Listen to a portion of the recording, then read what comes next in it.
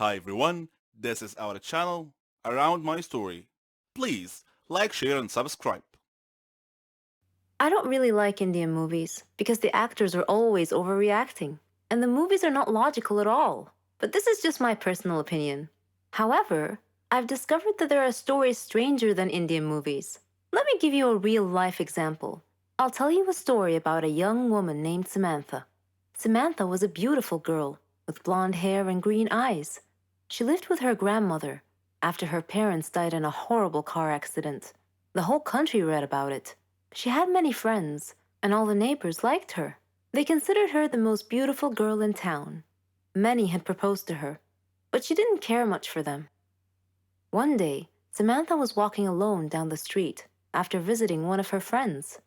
Suddenly, she had an eerie feeling that someone was following her.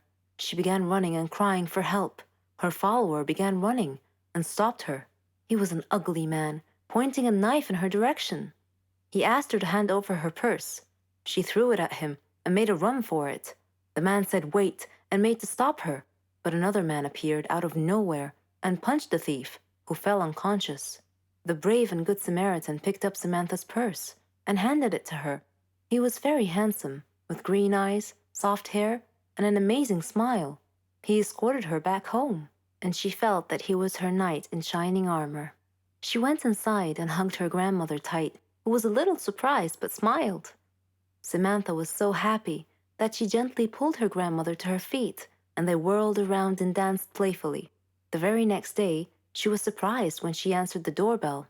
Steve, the tall, handsome man, was standing there, holding flowers. He proposed to her, and she said yes. Thus began their love story. Then one day, Samantha was standing in the kitchen preparing dinner. Steve and her grandmother were out, but they were supposed to be back soon. Samantha had everything ready, and she set the table. The house door opened, and Steve walked in. Samantha went to greet him, but she felt dizzy and fainted. Steve quickly took her to the hospital. The doctor congratulated Steve, saying that he was going to be a father. Steve was ecstatic, but Samantha was not. Instead, she was shocked and nervous. She said that she was too young to have kids, that she wasn't ready to be a mother. Steve was taken aback and said, "But why? Don't you want him?" Things were different from that point on. Samantha tried to get an abortion several times, but Steve was always stopping her. She couldn't accept it. She blamed Steve, but Steve couldn't understand her. In her 7th month of pregnancy, Samantha was with her grandmother at the supermarket when she saw a small boy run onto the road. Fearing he might get run over by a car, Samantha quickly pulled the boy off the road to safety. The boy's mother saw what happened and thanked Samantha, feeling so grateful and relieved. Samantha was crying at the moment and replied, "No need to thank me. I'm going to be a mother like you soon." For the first time, she was beginning to feel real affection for the baby. "Forgive me," she silently thought to herself. She tried to contact Steve many times to tell him that she had finally accepted. She was ready to become a mother, but he never responded. Finally, the day had come. Samantha went to the hospital to give birth. After the surgery, she was very tired. Nevertheless, when she woke up, she immediately asked for the baby. Her grandmother handed her the child. It was a daughter, and she was so beautiful. The nurse tried to take the baby out of her arms, but Samantha refused, wanting to hold her for as long as she could. The next day, Samantha heard a big commotion, and she had a feeling of dread that something bad had just happened. It was confirmed when she saw her grandmother's face. She asked what had happened, and her grandmother told her that a child was missing and had apparently been kidnapped. Samantha's pale face slowly pleaded, "Please don't tell me that it was my daughter." When her grandmother nodded, Samantha broke down and began crying and wailing in pain. The nurses tried to calm her down, and when she did, her grandmother came over to her and handed her a note. It had been found in her missing daughter's hospital crib. It was in Steve's handwriting. It simply said, "If you don't want her, I do." Then Samantha fainted.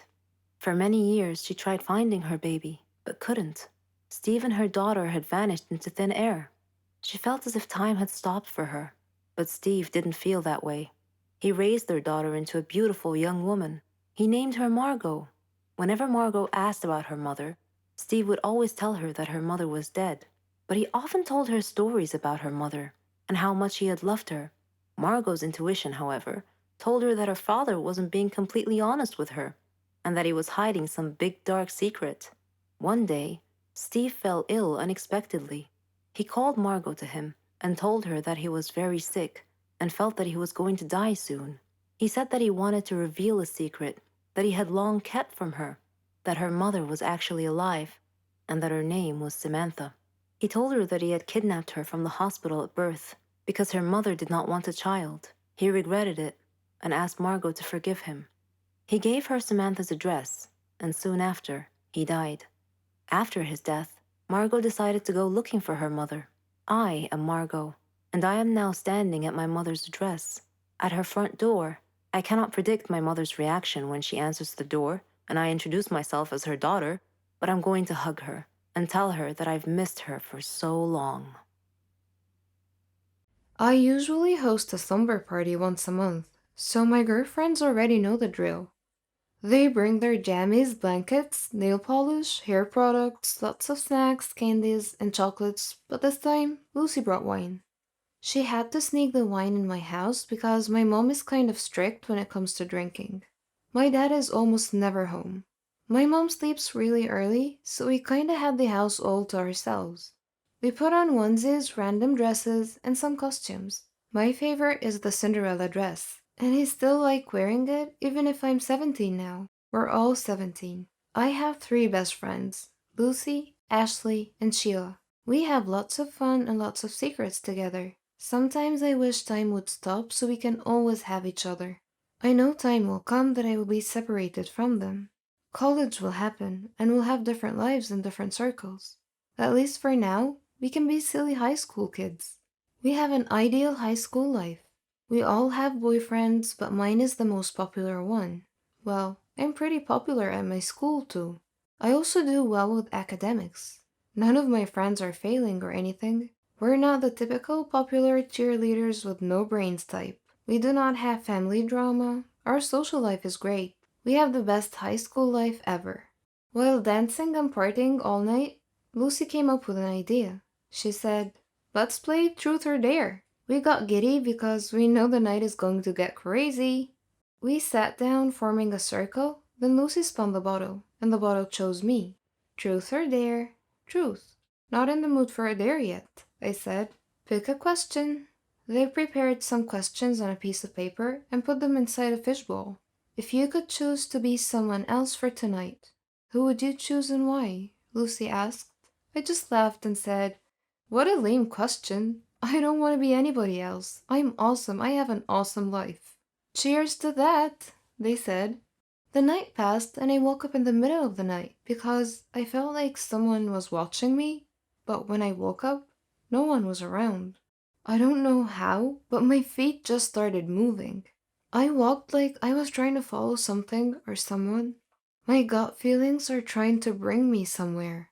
Then in the middle of the darkness in our backyard, I swear I heard footsteps. I felt a sting on my left shoulder.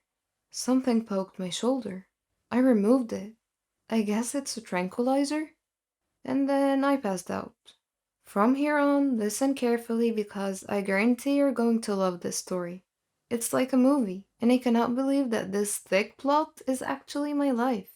I tried putting together the stories that happened while I was gone, and someone else was being me. I know it sounds complicated, but before I proceed, do not forget to subscribe and hit the bell button for notifications. So here it goes. Someone tranquilized me, and I instantly fell asleep. By the way, my name is Nancy. You have met my friends, and I'm sure you'd like to know who drugged me and what the motive is. Meet Patricia. At first, I had no idea why she looked exactly like I do. I thought I was dreaming. Before passing out, I asked her who she was. She told me that her name is Nancy. She was obviously messing with me. Then she told me that her name is Patricia, and that she's my twin, and she would love to be Nancy instead. What? I did not believe her, because I don't have a twin sister. My mom and dad would never keep any secrets from me. Or would they? She said that she was kept by our parents in a mental institution a couple of hours away from our town, ever since we were 3. I just realized that I have no recollection of any kind of memories when I was only 3 years old. At first, I thought, wow, is this really happening? I just think I watched too much TV.